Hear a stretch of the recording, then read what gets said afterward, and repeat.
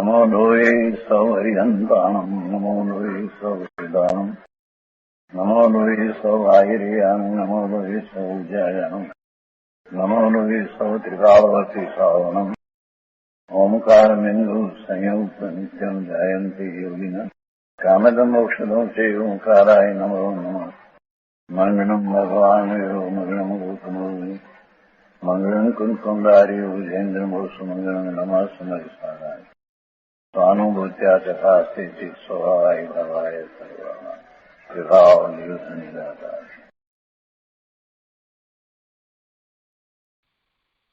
प्रवचन सार भगवान कुंकुंदाचार्य रचित प्रवचन सार तथा भगवान अमृतचंद्राचार्य रचित प्रवचन साરની ટીકા તત્વ પ્રદીપિકા એનો સ્વાધ્યાય આપણે કરી રહ્યા છીએ।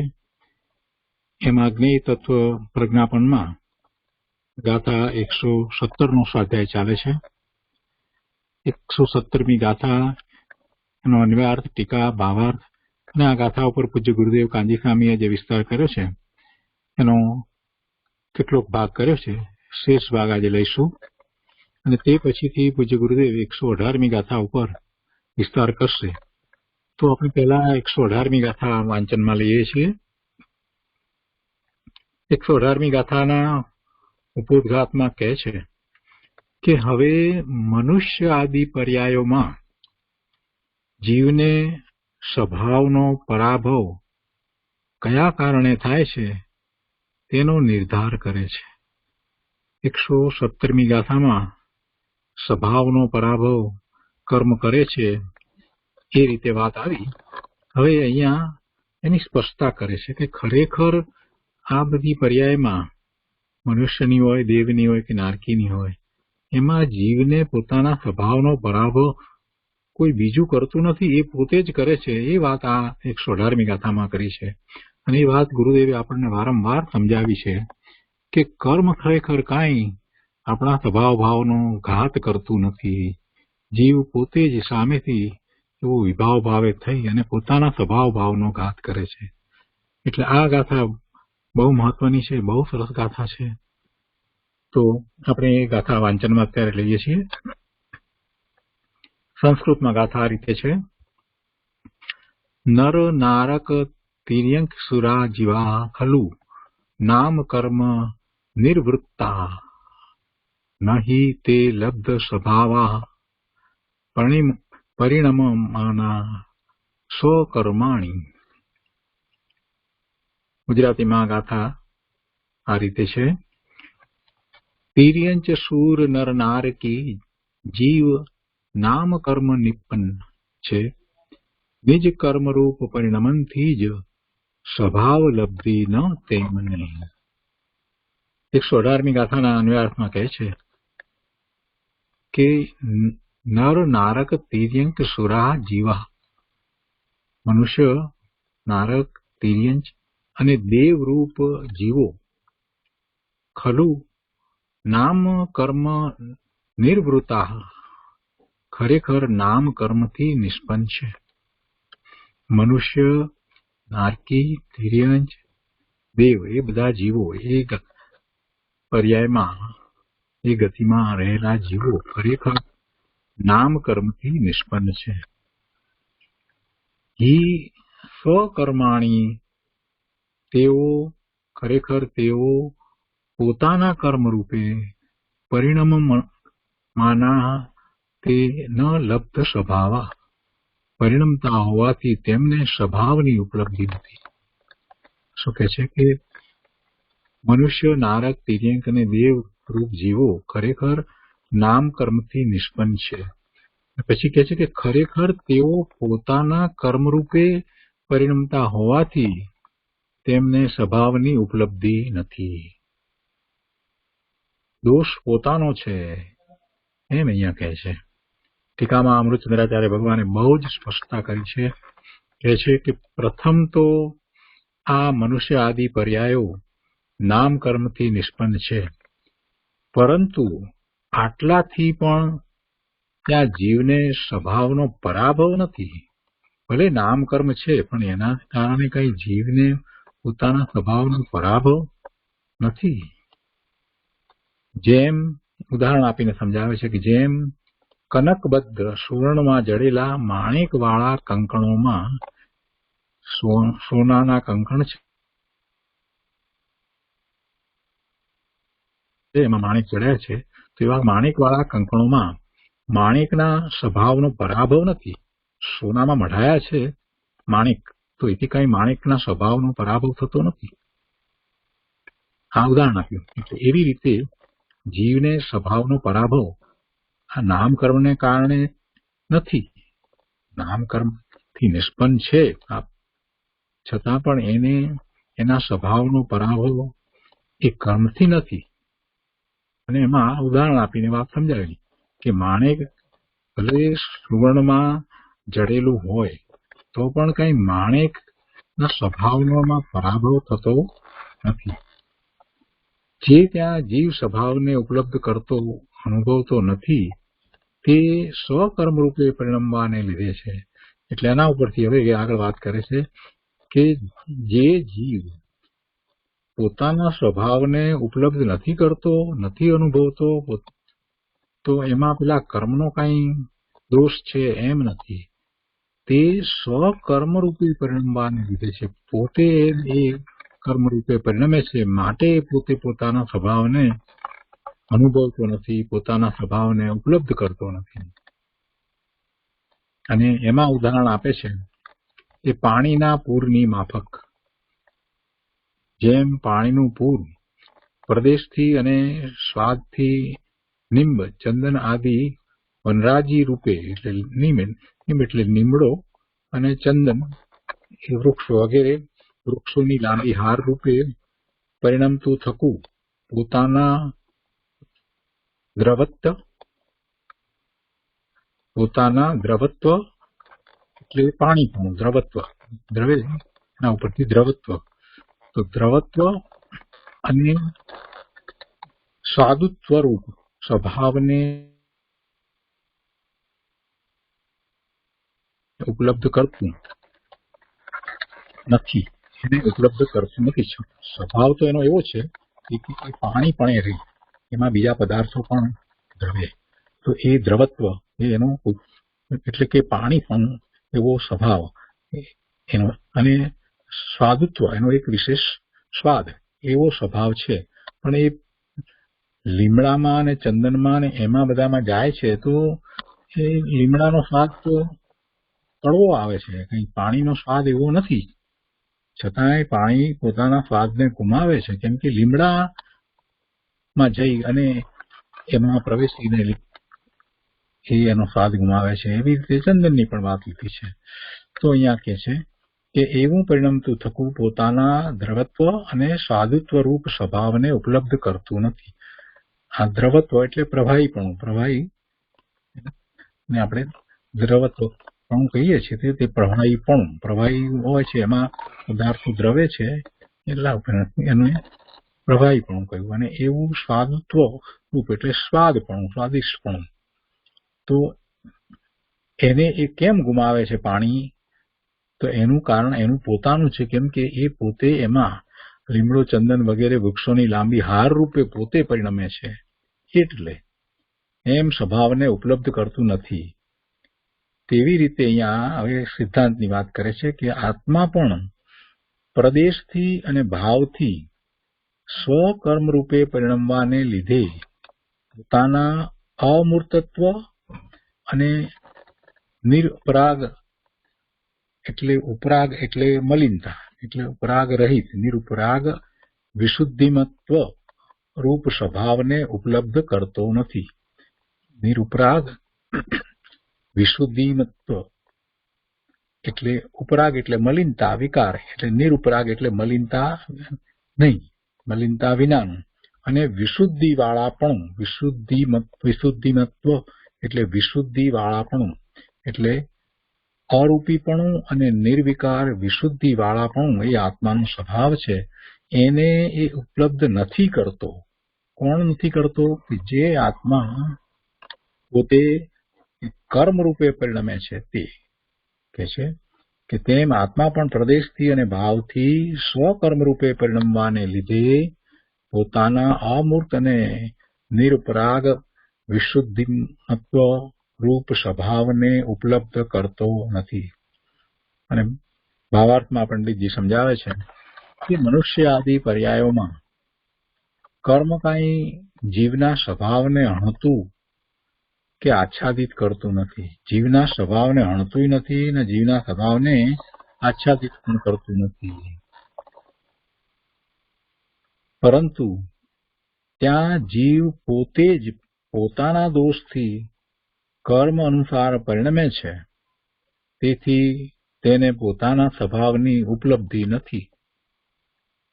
વાંક, દોષ, અપરાધ બધું કોનો છે? જીવનો પોતાનો છે.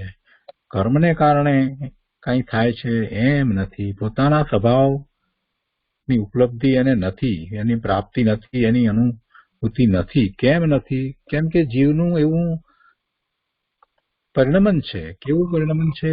તો કે કર્મ અનુસાર પરિણમે છે. કર્મ સાથે જોડાઈ અને એ પ્રમાણે પરિણમે છે. તેથી તેને પોતાના સ્વભાવની ઉપલબ્ધિ નથી. અને ઉદાહરણમાં એ વાત લીધી કે જેમ પાણીનું પૂર પ્રદેશની અપેક્ષાએ વૃક્ષો રૂપે પરિણમતું થતું પોતાના પ્રવાહીપણારૂપ સ્વભાવને ઉપલબ્ધ કરતું અનુભવતું નથી, અને સ્વાદની અપેક્ષાએ વૃક્ષો રૂપે પરિણમતું થતું પોતાના સ્વાદિષ્ટપણારૂપ સ્વભાવને ઉપલબ્ધ કરતું નથી. તેમ આત્મા પણ પ્રદેશની અપેક્ષાએ સ્વકર્મ અનુસાર પરિણમતો થકો પોતાના અમૂર્તપણારૂપ સ્વભાવને ઉપલબ્ધ કરતો નથી, અને ભાવની અપેક્ષાએ સ્વકર્મ રૂપે પરિણમતો થકો ઉપરાગ વિનાની એટલે કે મલિનતા વિનાની વિશુદ્ધિવાળાપણારૂપ પોતાના સ્વભાવને ઉપલબ્ધ કરતો નથી. આથી એમ નિર્ધાર થાય છે કે મનુષ્ય આદિ પર્યાયોમાં જીવોને પોતાના જ દોષથી પોતાના સ્વભાવની ઉપલબ્ધિ નથી, એટલે કે અનુપલબ્ધિ છે. કર્મ આદિ બીજા કોઈ કારણથી નહીં. કર્મ જીવના સ્વભાવનો પરાભવ કરે છે એમ કહેવું તે તો ઉપચાર કથન છે, પરમાર્થે એમ નથી. તો એ રીતે આ 118મી ગાથા બહુ મહત્વની છે અને એની વાત ગુરુદેવે ઘણી વાર કરી છે. અને પંચાસ્તિકાયની 62મી ગાથાનો આધાર પણ ઘણીવાર ગુરુદેવે આપ્યો છે. આ બધી વાત છે. તો અત્યારે આપણો 117મી ગાથા ઉપરનો આગળનો વિસ્તાર છે તે આપણે લઈએ છીએ. 117મી ગાથાનું સહેજ પુનરાવર્તન લઈએ જેથી આપણને અનુસંધાન પ્રાપ્ત થાય. 117મી ગાથામાં તો અન્વયાર્થમાં એમ કહ્યું કે નામ સંજ્ઞાવાળું કર્મ પોતાના સ્વભાવ વડે જીવના સ્વભાવનો પરાભવ કરીને મનુષ્ય, તિર્યંચ, નારક અથવા દેવ એ પર્યાયોને કરે છે. હવે આ જે કહ્યું એ પણ વ્યવહારનું કથન છે. એ જીવના સ્વભાવનો પરાભવ કરે એવું ખરેખર નથી, અને એ વાત ગુરુદેવે સમજાવી છે. એનો વિસ્તાર ગુરુદેવ વધારે કરી રહ્યા છે. અને પછી તો આ 118માં તો બહુ જ સ્પષ્ટ કરી દેવામાં આવ્યું છે કે શા માટે જીવના સ્વભાવનો પરાભવ થાય છે. તો કે એ માટે જીવ પોતે જ એવું પરિણમન કરે છે અને એ દોષ એનો છે. તો આગળ 117મી ગાથાનો વિસ્તાર લઈએ છીએ. પ્રવચન સુધા ભાગ 5મો, પાના નંબર 267. અહીંયા આગળ ઉપરથી જ વાત કરે છે. ધર્મ સમજને કે લીએ ऐसा सब समझना पड़ता होगा એમ કરી અને ગુરુદેવ આગળ સમજાવે છે.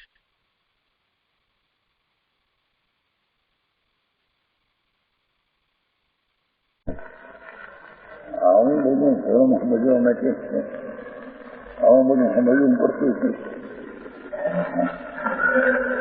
બે ફોર્મ વ્રત કરો, અપવાસ કરો, કરો ને મરો. બીજું કરવાની ક્રિયા છે. રાગને કરું ને પરને કરું એ मिथ्या भाव है.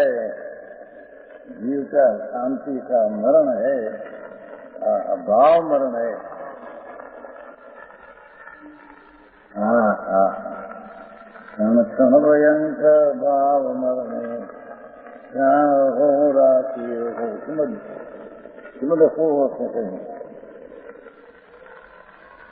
क्षण क्षण भयंकर भाव मरण ये राग ने किया मारी ने राग की मने सुख, ये क्षण क्षण भाव मरण है, चैतन्य का भाव मरण है। સરસ ટીકામાં આવે છે ને, મરણ શુદ્ધ થઈ ગયેલું સરસ ટીકામાં આવે છે, જીવને મરણ શુદ્ધ કરી નાખ્યો. એ તીર્થંકરની વાણી સાંભળીને એને જીવનું જીવન કર્યું. કેટલામાં આવે ને ક્યાં સતત એટલે સ્લો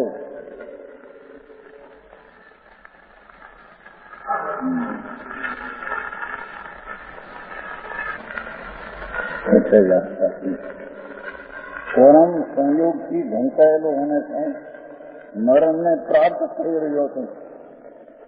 ભગવાન મરણને પ્રાપ્ત થઈ રહ્યો હતો. એ ભ્રાંતિ પરમ ગુરુ શ્રી તીર્થંકરનો ઉપદેશ સાંભળતા નથી. ત્રૈલોકના નાથની વાણી સાંભળીને સમજશે ત્યારે મટશે. અજ્ઞાનીઓના કથનો અજ્ઞાનીની વાણી સાંભળીને એમ નહીં મટે એમ કે છે.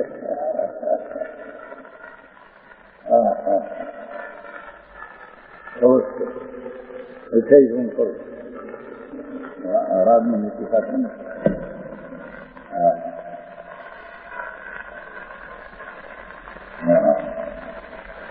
ये भाषा तो नहीं ठेकान लीधी है. पहली हम लीधी ये उज्जवल कर्म की कार्यभूत मनुष्यादि क्रियाएं पर मूल कारणभूत ऐसी जीव की क्रिया है. एम कहीं उज्जवल कर्म की कार्यभूत मनुष्यादि क्रियाएं का एक क्रिया जब न किया तो मनुष्यादि का फल भी न हुआ. वितराग भाव किया अपना ज्ञाता दृष्टा मैं तो ज्ञान दर्शन है आनंद है. मैं तो रागे नहीं पुण्य नहीं कही. मैं तो स्वभाव शांति का सागर. शांति शांति शांति शांति. वितरक पूछते हैं वो शांति में दुख का भंडार है. मैं तो आनंद का भंडार हूँ.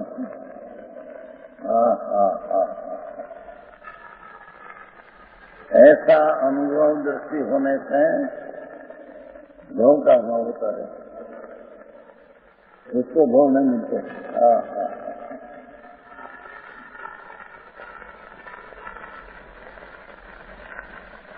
वहाँ ये मनुष्यादि पर्यायी कर्म के कार्य कहते हैं. कर्म ने कार्य कहो ना नाम कर्म कैसे है. ये कर्म स्वभाव के द्वारा जीव के स्वभाव का पराभव करके ये कर्म स्वभाव के द्वारा कर्म स्वभाव के द्वारा कर्मना स्वभाव के द्वारा जीव के स्वभाव का पराभव करके निमित्त करती इसका राम भाषा में पहली तो बात कही गया कि कर्म નું કાર્ય કર્યું પણ મૂળ કારણ તો ક્રિયા છે. એને કારણે આ ગતિ સંસાર છે.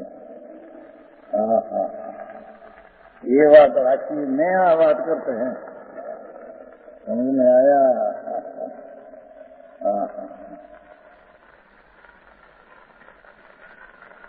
मनुष्यादि पर्याय कर्म के कार्य कहते हैं. इसको कहते हैं कर्म स्वभाव के द्वारा जीव के स्वभाव का प्रभाव करके की जाती है. गीता है. इसमें दीपक की भांति वह इस प्रकार जैसे अग्नि लौ स्वभाव के द्वारा तेलना स्वभाव में प्रभाव करके अग्नि तेल मुझे छह में अभाव करके त्याग जाने वाला दीपक ज्योति का कार्य है. तेल बहुत तो है पर दीपक होता है. ज्योति कार्य उसी प्रकार कर्म स्वभाव के द्वारा जीव के स्वभाव का प्रभाव करके की जाने वाली मनुष्यादि पर्याय कर्म का कार्य अपेक्षा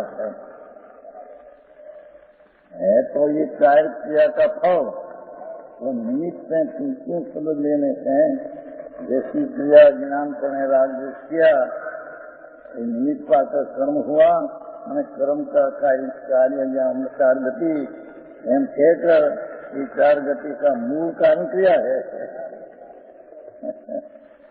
निमित्त से कथन है ये बात न देने जो कर्म ने लईने नाम कर्म ने लईने स्वभाव का घात होता है नाम कर्म ने नहीं नाम कर्म जड़ की पर्याय आत्मा की पर्याय कोई छूटे नहीं कभी अध्याय नहीं छूटे नहीं सीधी दर्शन आया ना समय सार के सीधी दर्शन दरेक पदार्थ प्रत्येक पदार्थ अपना गुण ने पर्याय रूपी धर्म को चुनते हैं हम परद्रव के पर्याय को गुण को तो द्रव को तो नहीं गुण तो ध्रुव है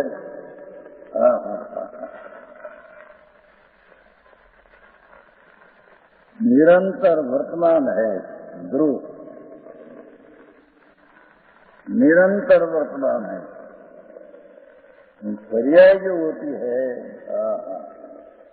अपने से जो पर्याय हुई विकारी उसका फल कार्य कर्म की तो निमित्त बात किया विकार हुआ निमित्त अनुकरण हुआ कर्म का कार्य लेकर एक कार्य का मूल कारण क्रिया है आम बधु वाते नहीं विचार नहीं कर्म ने बनता है कर्म ने बनता है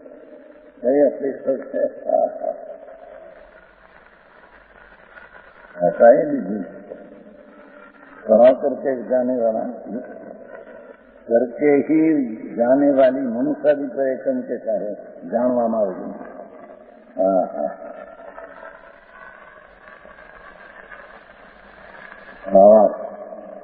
मनुष्यादि पर्याय इसमें सोने जाता में कही गई राग भी इसमें क्रिया के फल है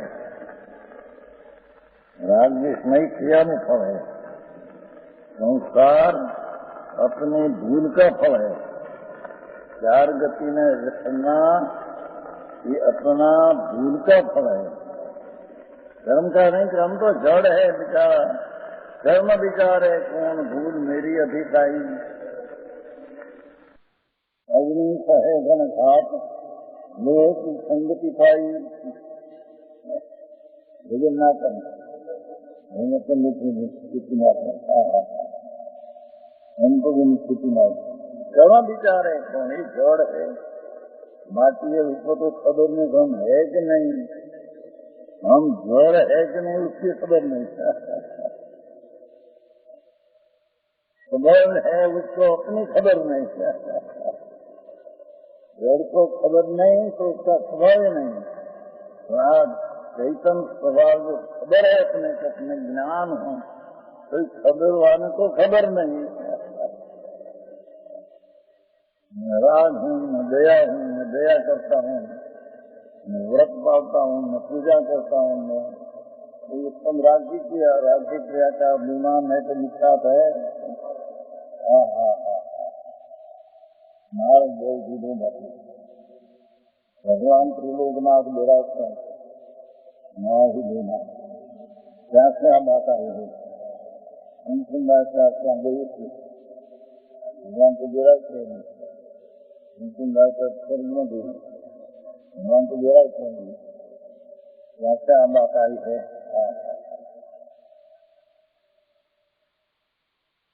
समझने में अपनी कल्पना से ऐसा करे उल्टा करे में कर्म ने लेना ऐसा होता है कर्म को जड़ है प्रभु जड़नी अवस्था होती है तो जड़ में है इसकी अवस्था से तेरी नई अवस्था होती है कि तेरे कारण से तेरी नई अवस्था होती है चाहे तो सिद्ध की अवस्था हो चाहे तो निरोध की अवस्था हो तेरे से होती है कर्म तो निमित्त मात्र कर्म में आता है क्या कर्म के पराभव करके गति उत्पन्न हुई और ये कर्म उत्पन्न क्यों हुआ? इसका क्रिया है वो निमित्त हुआ। अनेक का निमित्त में, क्रिया का फल में कर्म का निमित्त हुआ, कर्म का निमित्त हुआ। अब तो पूर्व के क्रिया का फल है। राज्य क्रिया फल क्योंकि उस क्रिया से कर्म मन होता है, और कर्म जीव के स्वभाव का प्रभाव करके मनुष्य आदि पर्याय को उत्पन्न करता है। अपनी चार गति संसार निरोध गति कर्म के काम से नहीं। एक शरीर में अनंत जीव निरोध में, और एक जीव में अनंत अनंत गुण, अनंत मुख से अनंत जीव से न चल सके। इतना एक आत्मा में निरोध का जीव में भी गुण है। ये निरोध की पर्याय फल अपनी पूर्व की मिथ्याता भी क्रिया का फल है, वो धर्म का नहीं।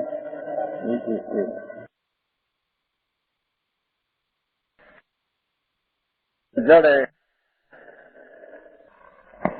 ये यहाँ मूर्त गति कहने में आता है। आ तो शरीर तो जड़ है, अपना मनुष्य गति नहीं। जीव आत्मा में चार गति होती है, मनुष्य गति, त्रियंज गति, नरक गति, देव गति। चार जो विकृत गति है, ये जीव ने स्वभावना प्रभाव किस कारण होता है? ये आत्मा में चार गति का परिणाम जो होता है, तो इस स्वभाव का विरोधी कैसे होता है? अपना स्वभाव तो नहीं। चार गति का मिलना ये अपना स्वभाव नहीं। अपना स्वभाव चिदानंद अमृत से भरा पड़ा प्रभु है। आत्मा तो चिदानंद ज्ञान आनंद से भरपूर भरे हो प्रभु। उसमें गति पांच चार होती है, वो स्वभाव का घात होकर होती है।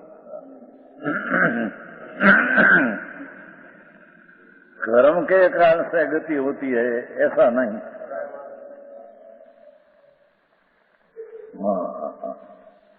कर्म तो जड़ है, अजीब माटी धूड़ है। गति है आत्मा में उदय का विकृत भाव है। तो ये विकृत भाव का स्वभाव का घात होकर विकृत भाव कैसे होता है, ये कहते हैं।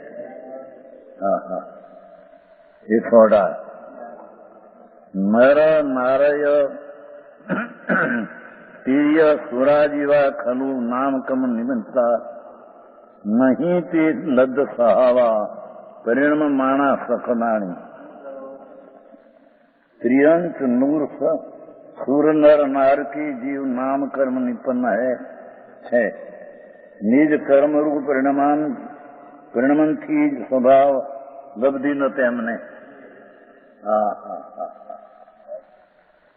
दिखा मुख्य तो ये बात प्रथम है कि मनुष्य गति, त्रियंश गति, निगोद गति, ईड़ कीड़ी मकोड़ा आदि की जो गति अंदर है, और देव की के नरकी की, ये नाम कर्म से निष्पन्न है कहने में आया है। किंतु इतने से भी वहां जीव का स्वभाव का पराभव नहीं। क्या कहते हैं? नाम कर्म जड़ है, भगवान आत्मा तो अरूपी चिर घन आनंद खंड है। तो नाम कर्म से गति मिली ऐसी बात यथार्थ नहीं।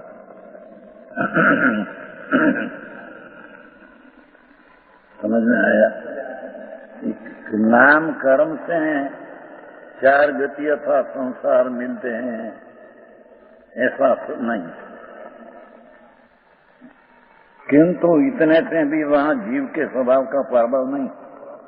क्या कहे? नाम कर्म का उदय है जड़ का, तो उससे आत्मा का स्वभाव का पराभव नहीं। ये तो पर चीज है। समझ में आया? हाँ।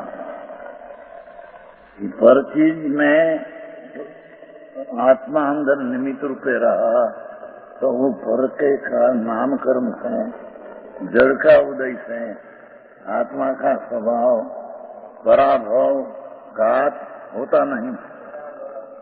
हाँ।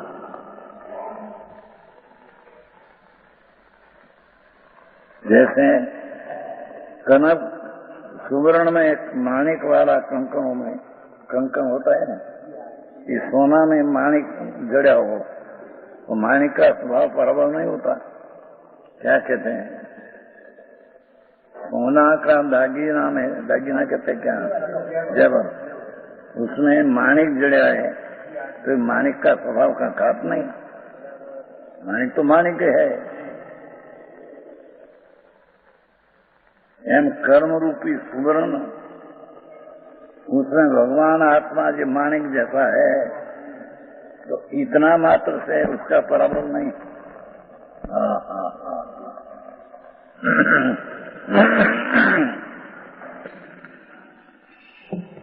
क्या किया? तो नाम कर्म जो है मनुष्य गति, देव गति कर्म है ना, तो ये कर्म मात्र से आत्मा का स्वभाव का पराभव घात होकर गति नहीं हुई है। समझ में आया? जैन सोना का दाग जेवर में माणिक जड़ने से माणिक का स्वभाव का घात नहीं हुआ, तो भिन्न है। ऐसे कर्म जड़ का उदय में भगवान आत्मा तो अंदर भिन्न है, वो जड़ कर्म से आत्मा में पराभव हुआ, गति का स्वभाव का न ऐसा है नहीं। समझ में आया? अग्नि अधिकार है, संकेत का अधिकार है। अग्नि आत्मा जो है उसका कर्म में रहा तो कर्म के मात्र से आत्मा का स्वभाव का घात नहीं होता। सोना का जेवर में माणिक जड़ने से माणिक का स्वभाव का घात होता नहीं। माणिक तो माणिक है अंदर में। समझ में आया? ऐसे भगवान आत्मा कर्म नाम कर्म का उदय है और उसमें भगवान आत्मा रहा है तो इतना मात्र से आत्मा का स्वभाव का पराभव नहीं है।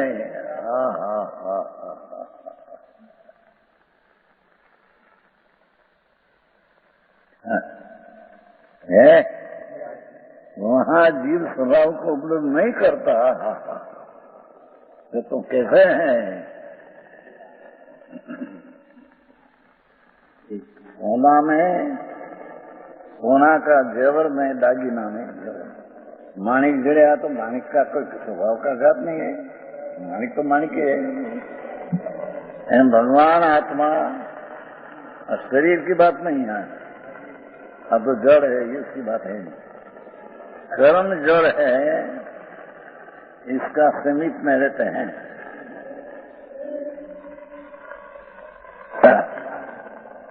आत्मा अंदर कर्म नाम कर्म अजीव का उदय है तो अजीव का उदय तो अजीव की पर्याय है। अजीव की पर्याय में आत्मा भगवान रहा तो उससे आत्मा का स्वभाव का घात होकर संसार की चार गति मिलती है, ऐसा है नहीं।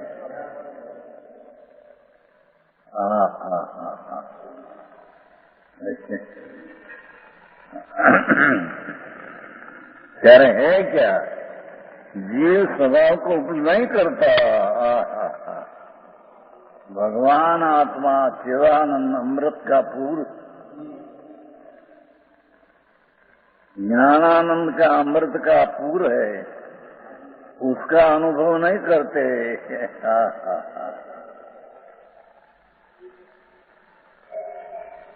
तो चार गति उत्पन्न होती है, ये स्वभाव का घात होकर। समझ में आया?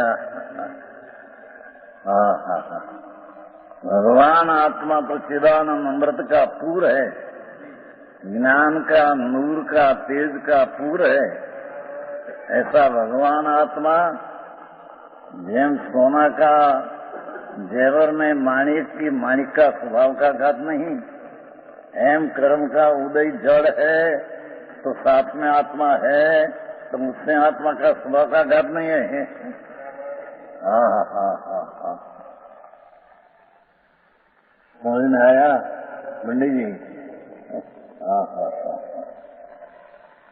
है क्या संसार चार गति मिलती है क्या?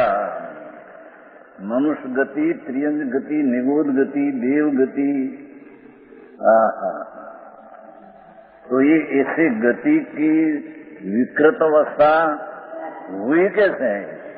नाम कर्म का मध्य में रहने से तो उसके कारण से तो होता नहीं।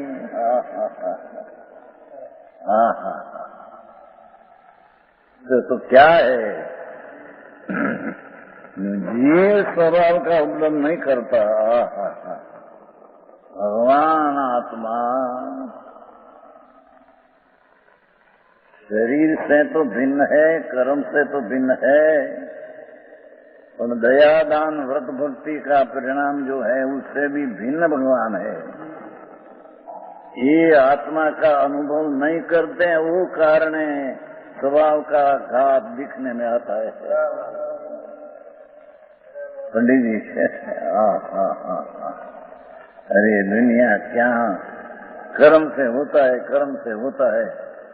ज्ञानावरणी के कारण ज्ञान का हीनापना होता है, ज्ञानावरणी का शोषण में ज्ञान की वृद्धि होती है। सब झूठ बात है। जब कर्म का मध्य में पड़ा आत्मा, जब सोना का जेवर में माणिक, तो ऐसा है नहीं, ऐसा ही है। एम जड़ कर्म में अजीब है, उसकी अवस्था में तो अपनी पर्याय को छूती नहीं। नाम कर्म की अवस्था जड़ की है तो अपनी पर्याय को छूती नहीं, और अपनी पर्याय जड़ की पर्याय कर्म को छूती नहीं कभी। दो बीच में तो अत्यंत अभाव है। जीनी बात है प्रभु। ત્યારે है क्या? संसार गति चार मिली है क्या? तुम तो ना पाते कि नाम कर्म में रहा छता उसका पराभव नहीं। समझ में आया? तो क्या है प्रभु? ये है कि अपने अमृतपुर का सागर भगवान, उसका अनुभव नहीं करते हैं। ये कारण है चार गति मिलती है।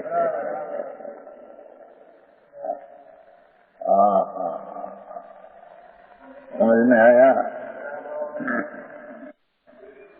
मुझको तो अति अत्यार सदी से कर्म से होता है, कर्म से होता है, कर्म से होता है। ज्ञानावरणी क्रम का उदय हो तो ज्ञान की हीनी दशा होती है। ज्ञानावरणी का प्रसंग हो तो ज्ञान की अधिक शुद्धि दिखते हैं। सब झूठ है।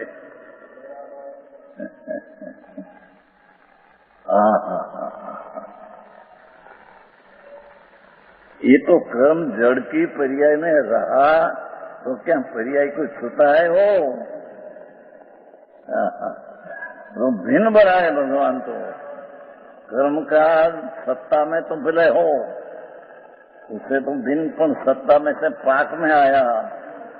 कर्म का पाक उदय आया, तो उदय आया तो आत्मा तो ऐसा न ऐसा आत्मा भिन्न है उससे।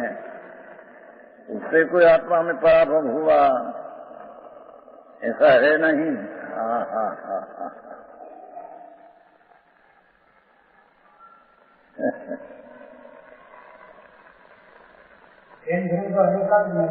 अनिकांत कहते हैं कर्म से नहीं नपने से है अनिकांत। पर दिल से नहीं नपने दिल से है ये अनिकांत है।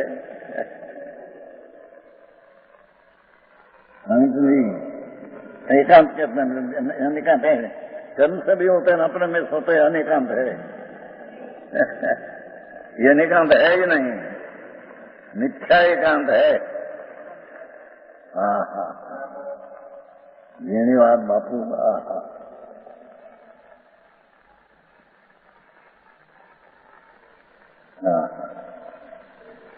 मोटी तकरार। आई तो दृष्टांति क्या दिया। कुमकुंदाचार्य तो नाम मात्र क्या है, अमृतचंद्र आचार्य दृष्टांत दिया कि सोनाना दागीना शहरों में माणिक है, तो उसमें माणिक में परागत क्या हुआ? परागत ये तो है ही। ऐसे जड़ की पर्याय के बीच में भगवान आत्मा है, तो उसमें पराभव क्या हुआ? तो संसार कैसे हुआ? ये कर्म के कारण, तो कर्म तो जड़ है, और आत्मा जन सोना का दागिना में माणिक पड़ा है, ऐसे जड़ का उदय में आत्मा तो भिन्न पड़ा है। इतने मात्र से आत्मा में पराभव संसार की उत्पत्ति आचार गति की होती है, ऐसा नहीं।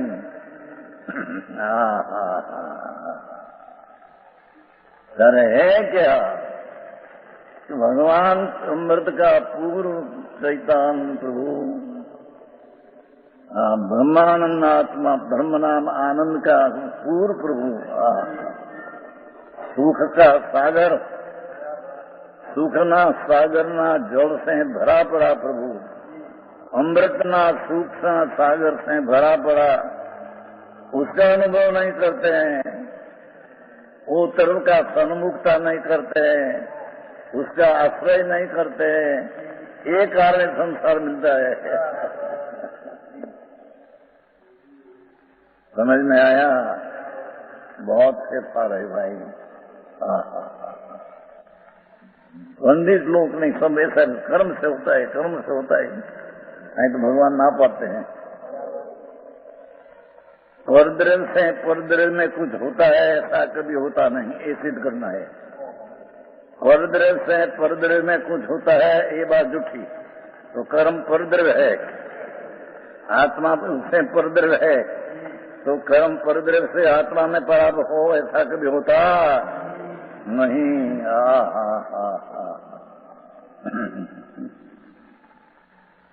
तो सेठ अभी बात है। आई तो जैन में है नहीं तो लोग को ईश्वर करता ना, जैन में कर्म करता। लोग ईश्वर तो चैतन्य मानते है तो झूठ,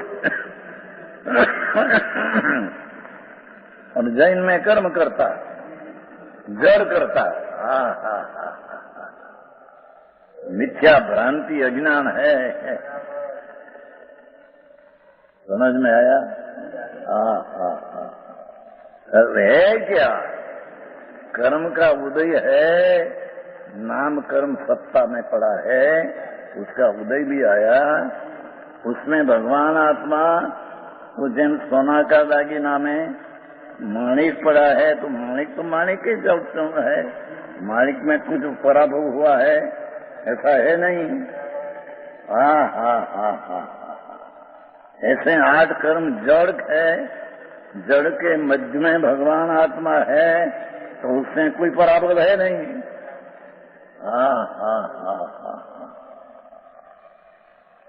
समझ में आया?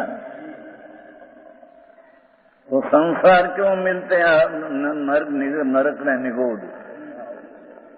निगोद में अनंत भव किया, एक साथ में 18 भाव, ऐसे निरोध में लहसुन डूंगरी अनंत बार भव अनंत किया। तो किसके कारण से? कर्म के कारण से नहीं, तो किसके कारण से? वो कहते हैं प्रभु तुम सुन तो सही, परद्रव्य के बीच में प्रभु है, तो परद्रव्य के कारण अपने में पराभव, शांति का आनंद का अभाव है, दिखते हैं, ऐसा है नहीं। समझ में आया? है क्या कि वही जीव स्वभाव को उपलब्ध नहीं करता, चिदानंद ज्ञानानंद अमृत रूप प्रभु अमृत का स्वाद ये नहीं देते हैं। समझ में आया? अपना अमृत स्वरूप भगवान आत्मा परम ब्रह्म स्वरूप प्रभु अंदर है, भगवत स्वरूप है, वितराग मूर्ति प्रभु आत्मा है, वितराग स्वरूप है, विराजमान आत्मा है। उसका अनुभव वितराग भाव से नहीं करते हैं तो राग का अनुभव करते हैं तो चार गति संसार मिलती है।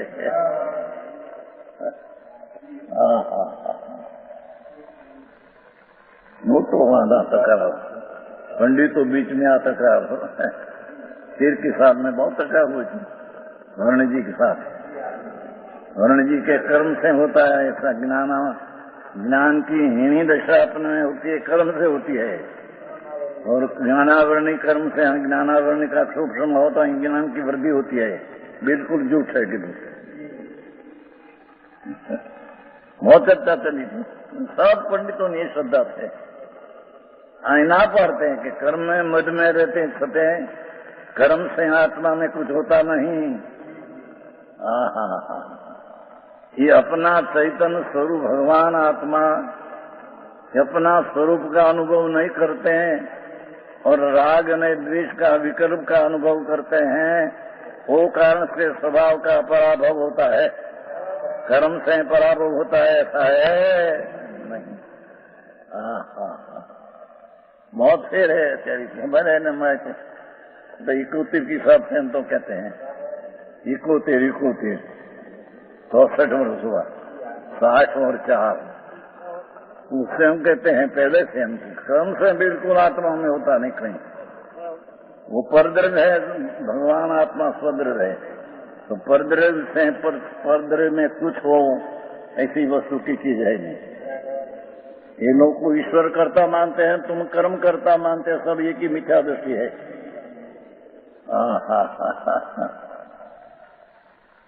समझ में आया? कितना खुलासा है। दृष्टांति कैसा दिया? सुवर्ण के जेवर में माणिक को जड़ा, तो जड़ा से उससे माणिक में पराभव क्या हुआ? उसका प्रकाश में, उसके सामर्थ्य में उसके अभाव क्या हुआ?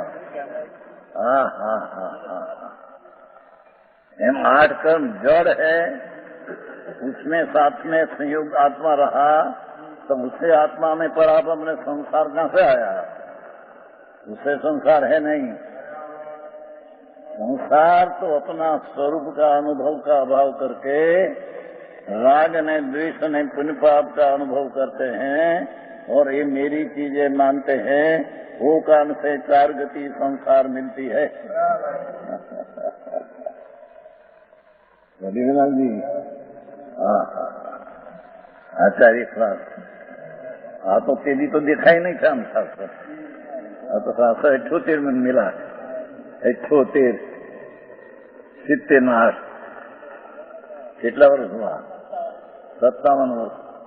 तो पहले तो 71 में हम तो कहते हैं, तो 78 में तो शास्त्र भी देखा नहीं था, तो अंदर में से भाई आई। अभी तक लोग संप्रदाय जैन संप्रदाय मानते हैं कि कर्म से ज्ञानावरणी, कर्म से ज्ञान हीना होता है, और दर्शन मोह के कारण आत्मा में मिथ्यात्व होता है, और अंतराय कर्म के कारण से दान आदि में अंतराय पड़ती है। ऐसी बात है, सब झूठ है। कि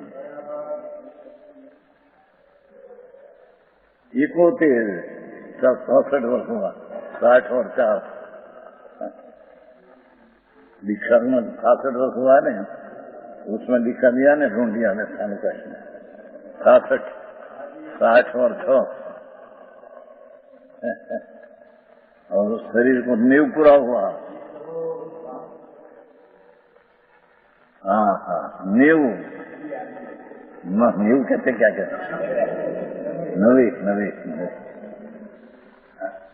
प्रभावना से जब हम यहाँ आया है, महाविद्य में समाया है,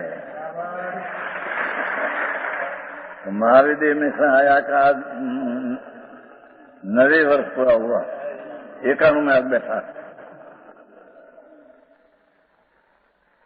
क्योंकि जन्म वैशाख शुद्ध दूज क्या था, तो जन्म पहले 9.25 मास माता का पेट में रहा, ये आयुष यहाँ का है। तो खरेखर तो मानुष में यहाँ आया ત્યાં से आयु शुरू हुआ है। समझ में आया?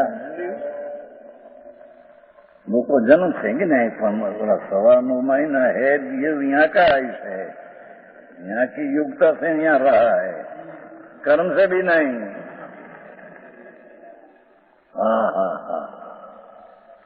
अपने पर्याय की योग्यता, अपना अनुभव, अतीन्द्रिय आनंद का सम्यक दर्शन बिना अनुभव होता नहीं। सम्यक दर्शन में आत्मा अतीन्द्रिय आनंद का, अमृत का पूर्व उसका स्वाद आता है, तो स्वाद से जानने में आता है कि आत्मा आनंद पूर्ण आनंद है। तो संकीर्ति को अपना स्वभाव की विपरीत दृष्टि से जो पराभव था, ये पराभव होता नहीं। थोड़ी जी कमजोरी अस्थिरता की है, इतना पराभव होता है। ये स्थिरता का भी स्थिरता अंदर करके अस्थिरता छोड़ देते हैं, पूर्ण आनंद ने पूर्ण के ज्ञान प्राप्त होगा। कोई पर के कारण से होगा ऐसी बात है नहीं। अभी बात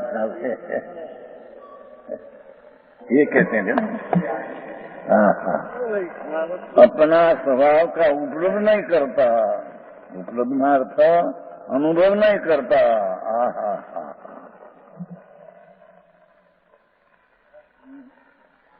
ये राग पुण्य ने, पाप दया ने, दान व्रत ने, भक्ति काम ने, क्रोध, ये विकार का अनुभव में दृष्टि पड़ी है, पर्याय दृष्टि कहाँ पड़ी है, तो अपना स्वभाव का अनुभव करते नहीं। અને स्वभाव का अनुभव नहीं करते हैं, वो कारण विकृत का अनुभव करते हैं, उससे अपना स्वभाव का पराभव होता है, कर्म से नहीं। आखिरी बात भाई, त्रिणय फिरका में एक एक बात चलती है, कर्म से होता है, कर्म से होता है, कर्म से होता है। अपना ज्ञान का हीनी दशा क्या अपने अपने से हो, दूसरी चीज है उससे अपने में ज्ञान की हीनी होती है दिशा। हेम अज्ञानी कहते हैं जोरदार है, खबर है? हाँ तो परमात्मा संत तो आगती आया, संत सर्वज्ञ भगवान है जो कहान है, ऐसी बात दिगंबर संतो कहते हैं, ऐसी बात कहीं दूसरे है नहीं। श्वेतांबर में तो कर्म से होता है, कर्म से होता है, ऐसी बात है सारी। वो तो नया कल्पित बनाया शास्त्र, भगवान का ही शास्त्र है ही नहीं उसका। हाँ तो भगवान परमात्मा त्रिलोकनाथ विराजते हैं, सिमंदर प्रभु। यहाँ जब कुंकुंदाचार्य गए थे, आठ में रहे थे,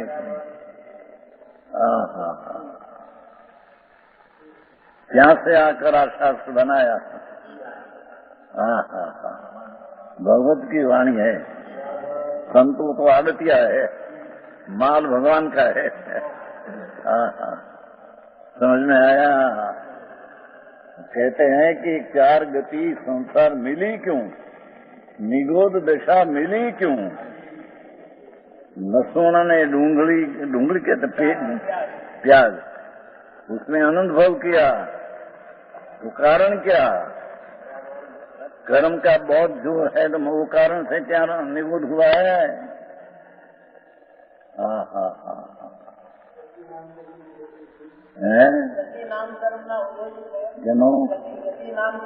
ના એમ નહીં, એમ એ નહીં, ના તો એમ કે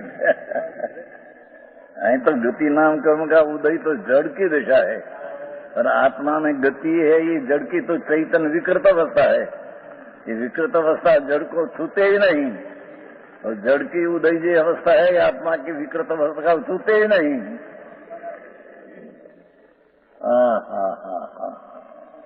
વાતનો ફેરફાર ઘણો જ ભાઈ ખબર છે। दुनिया ने कहीं पड़ी नहीं कि मैं क्या हूँ, क्या कैसा संसार है। चार गति करोड़ोपति मनुष्य हो, अब्जोपति मनुष्य हो, ये मरी देह छूटकर निगूढ़ अथवा प्रियंत पशु में जाए, क्या कारण है? कर्म कारण है? नहीं, अपना स्वभाव का अस्तित्व का सत्ता अपनी शुभ निर्मलानंद प्रभु, उसका उपलब्धि नाम प्राप्ति बिना शुद्ध स्वभाव की प्राप्ति, उपलब्धि नाम प्राप्ति, प्राप्ति नाम अनुभव। स्वस्वरूप भगवान है, उसके अस्तित्व की अनुभव बिना राग ने द्वेष का अनुभव करते हैं तो अपना स्वभाव का पराभव होता है, और उससे चार गति मिलती है। समझ में आया? आखिरी बात है भाई। एक क्षण में दे छूटकर मनुष्य हो, छूटकर जाए निगूढ़ में।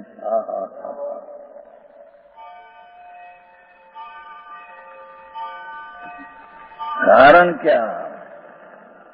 शास्त्र में कैसे आ गए कि अनुपूर्वी नाम प्रकृति है, नामकर्म में ये क्या ले जाती है उदय है? धर्मशास्त्र में है, खबर है नहीं? धर्मशास्त्र पर पहले से देखा है,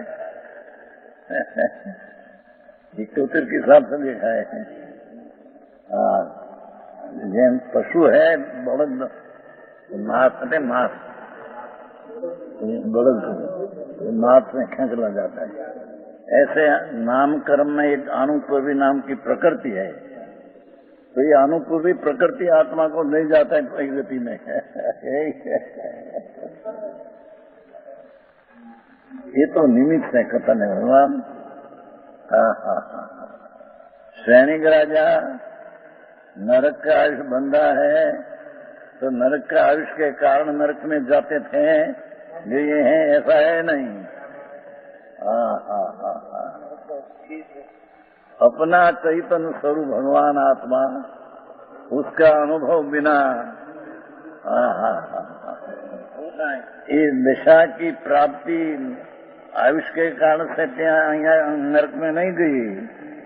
अपनी पर्याय की योग्यता से स्वभाव का पराभव करते हैं क्या यहाँ से भी। बहुत फेरफार भाई। आयुष बांधा है तो उससे भी नरक में नहीं जाते।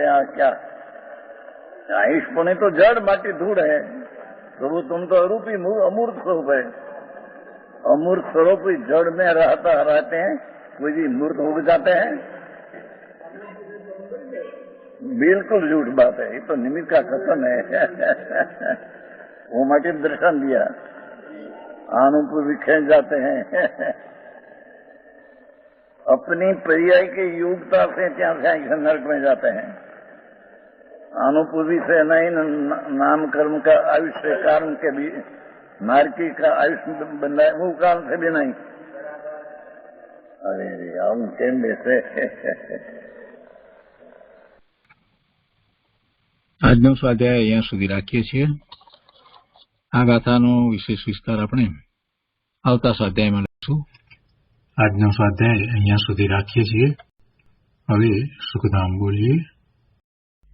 सुखधाम अनंत सुसंत चली दिन रात रहे तद ज्ञान मणि प्रकांति अनंत सुधामय प्रणमो पदते वरते जयते प्रणमो पदते वरते जयते